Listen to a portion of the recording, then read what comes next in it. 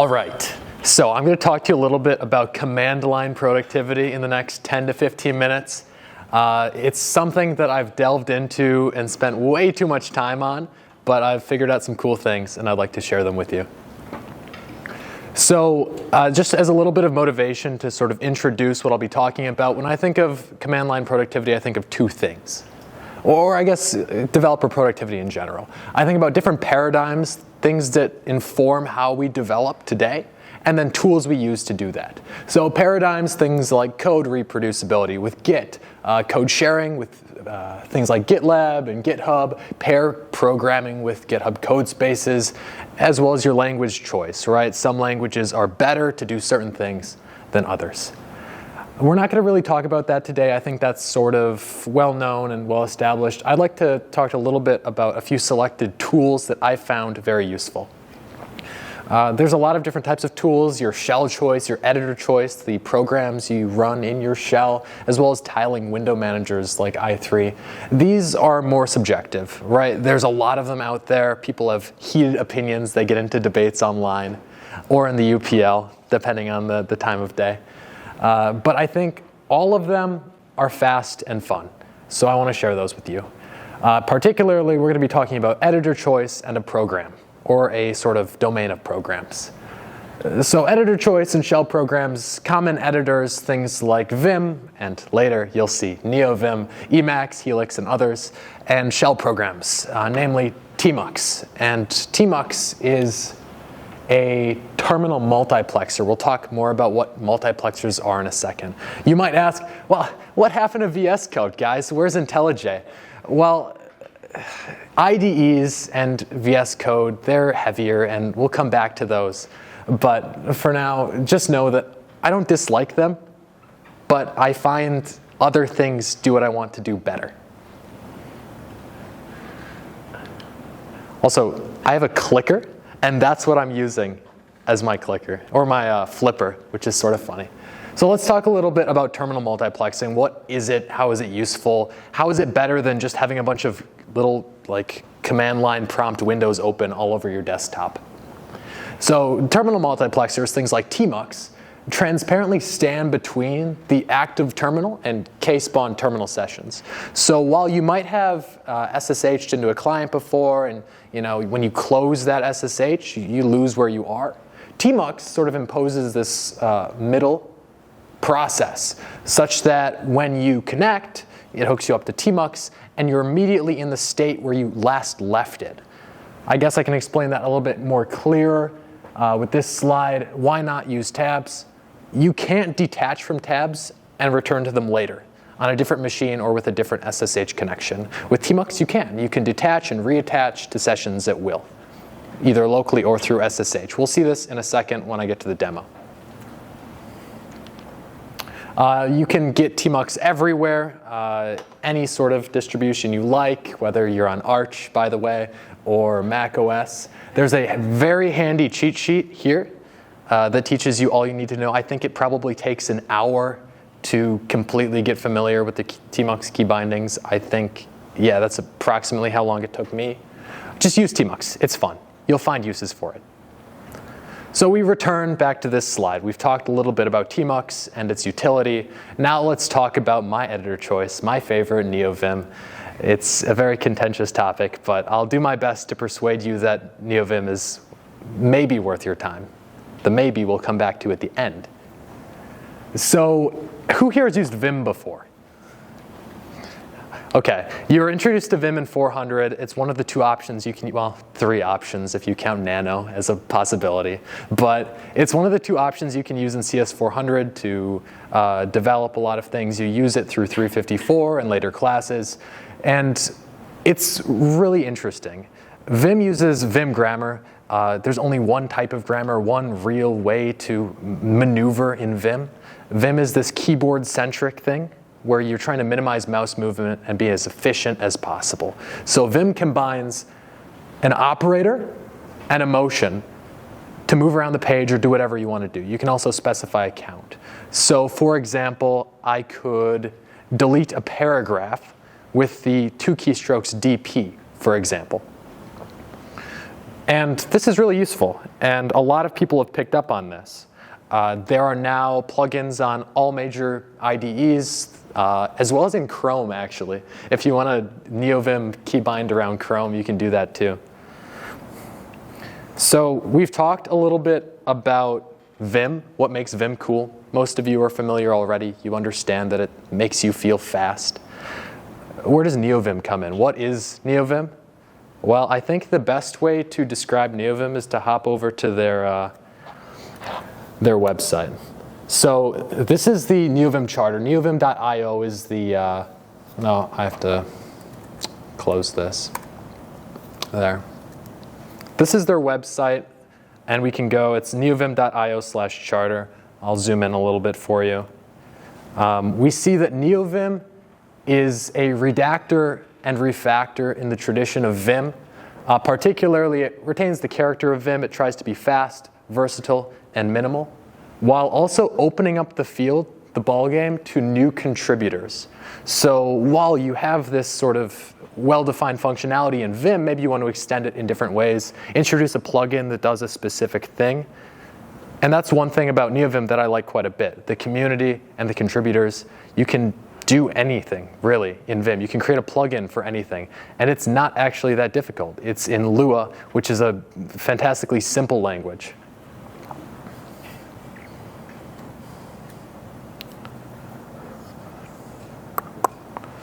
So we'll talk a little bit more about NeoVim. I sort of have subdivided my interest in this program into 3 different domains. The extensibility, like I'd mentioned, the ability to extend base Vim in whichever and whatever way you want.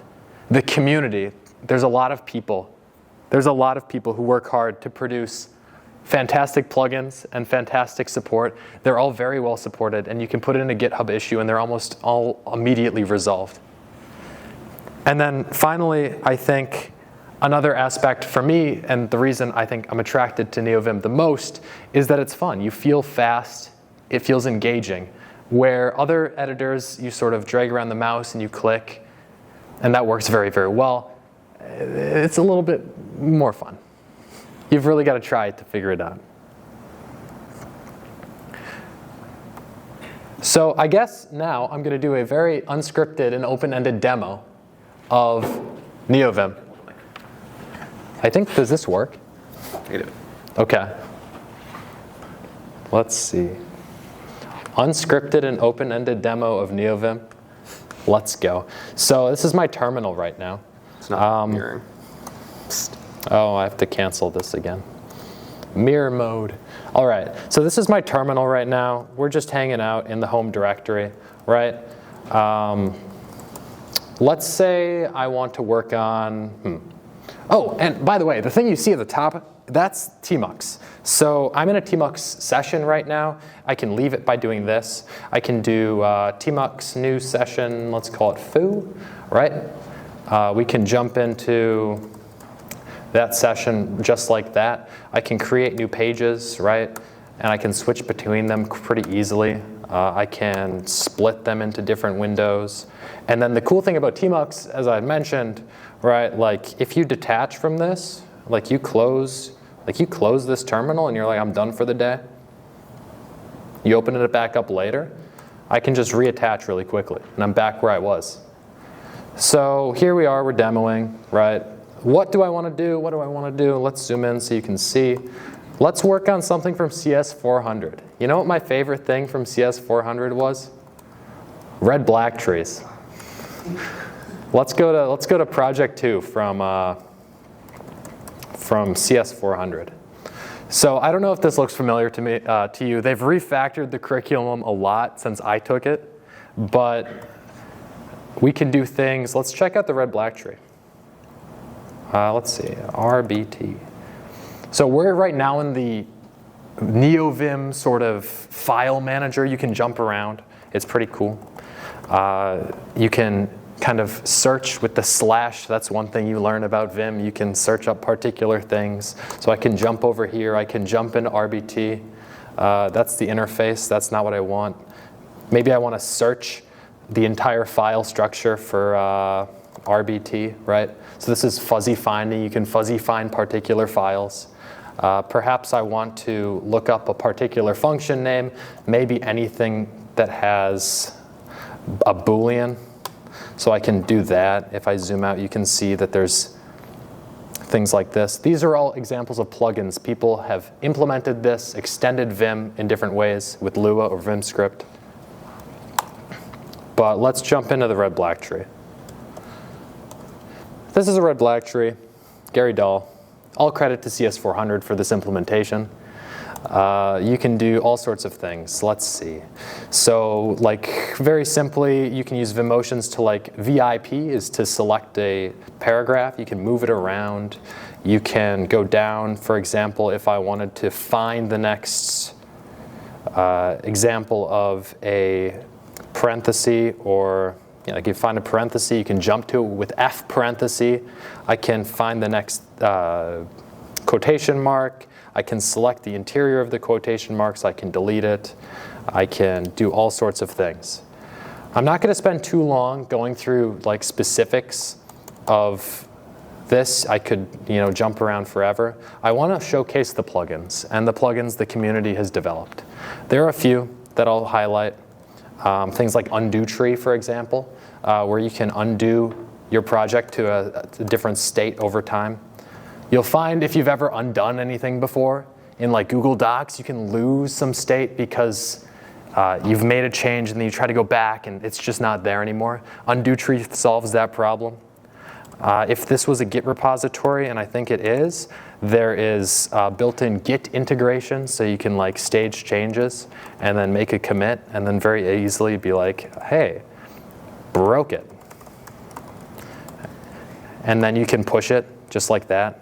And now it's pushed to my GitHub repository. I'll have to fix that later. There's a lot of different things you can do. And you might ask, okay, I see all of this. How does it actually work? So we'll switch over to a different tmux pane. We'll come back to that demo later. But we can check out the .config directory. That's where everything with NeoVim is sort of located. So if we go home directory .config, NeoVim, now we're here. And we can check out a tree view of this like that. So we'll see that it's pretty bare bones. What we have here is we have this root directory, and there's another directory. And in here, we have configs for every single plugin that I've shown you. So you saw, let's see, what did you see? You saw undo tree. You saw, if you ever look at me on Discord, you'll see presence, because it tells you what I'm doing. In NeoVim LSP, you didn't see that directly, but that's the language server that supports Java. You see Vim Fugitive, which is the Git. You see all these different things. And the cool thing about these, right, is that you can customize them completely. I wrote all of this. You don't have to. There's like presets. But I think a cool thing for NeoVim for me is the ability to go in and like, say I want to adjust what my colors look like in the terminal. I can do that, right? It's just Lua. It's easy. And yeah, I was a little bit intimidated with Lua at first. Like, I don't know what this silly Roblox language is, but I figured it out. I'm doing this one-handed. There's other things, right? So you can have if you want to hold the microphone for me, it would be appreciated. You walked away with it. Yeah, I did. So there's other things like, okay, I got a new language, right? Maybe I want to work with Svelte, right? How do I get that in here? So there's a language server manager like this. I can just Svelte. I can install it. It's installed now. Now it just works. Cool. You can update everything. These are all the language servers that are available with Mason, my particular LSP client. There's a lot of them. There's ones for like, I don't know, name a language. COBOL. Rust. COBOL. COBOL language support, it's real. We can install it. If we're tired of it, and we probably are, we can get rid of it. I don't know if I have Rust. I think I have Rust installed already because it's a good language. Slightly overhyped. You can do that. There's Lazy, which is my plugin manager. There's a lot of them. Lazy Packer are probably the two most popular. So you can see I have another view of all the plugins I have installed. And if I update them, they might break. That's one thing I should mention. It breaks sometimes, but part of the fun is spending 2 hours, 4 hours before a deadline fixing NeoVim so you can print hello world.